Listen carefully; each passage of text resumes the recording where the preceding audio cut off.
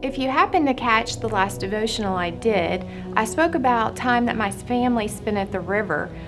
We relaxed and enjoyed quiet moments of summer, just leaving the busyness of life behind and just being still, intentionally choosing quietness and allowing space, inviting God to speak. There is so much to see and experience at the river, from the ducks to a hawk resting on a tree branch to a raccoon coming down and getting a sip of water. If you've ever walked along a river's edge, you know that it's lined with rocks. One afternoon, I sat and watched as my brother-in-law taught Donnie how to skip rocks across the surface of the water. They searched for rocks that were smooth and flat, rocks that over time were shaped by the continuous flow of water across the surface. I looked up and down the river, noting how the flowing river molded the landscape, creating curves and bends and turns, the water being a force of change.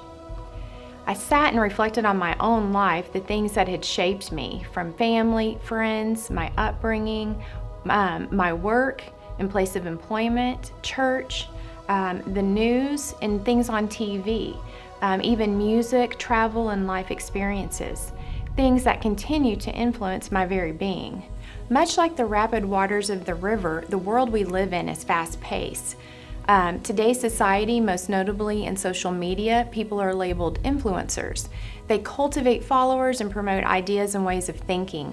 They inspire fashion sense and style. They entice and tempt us with various cultures and cuisines. Although sometimes more subtle and over extended periods of time, like the flow of water, they sway people's beliefs and behavior, for the good and the bad. How many times have we sat and looked at years gone by and thought, what in the world were they thinking dressing like that? Wearing blue eyeshadow or sporting beehive hairdos? Sorry, Mom, had to throw that one in there. Maybe we were influenced to buy an expensive pair of shoes or the latest released iPhone, only to later have buyer's remorse, realizing the money could have gone to something of more value or worth. Maybe we made a poor choice because we thought it was the cool thing to do. Drinking, drugs, or perhaps something as simple as remaining silent amongst others, for fear that if we spoke the truth, we'd become an outcast. There is ugliness, bitterness, hatred, lies, and untruths, but more so, there is goodness, kindness, and love in this world. In Romans 12:2, it tells us, do not conform to the pattern of this world, but be transformed by the renewing of your mind. Then you will be able to test and approve what God's will is, His good and pleasing and perfect will.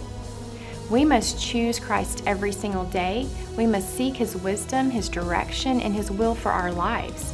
We must surround ourselves and immerse ourselves in His Word, seeking and inviting His Spirit to dwell within us. This is a conscious choice we must make not only every day, but throughout each and every day. We must choose to be shaped and molded not by the world around us, but by God's words, His love, His Spirit, and His truth.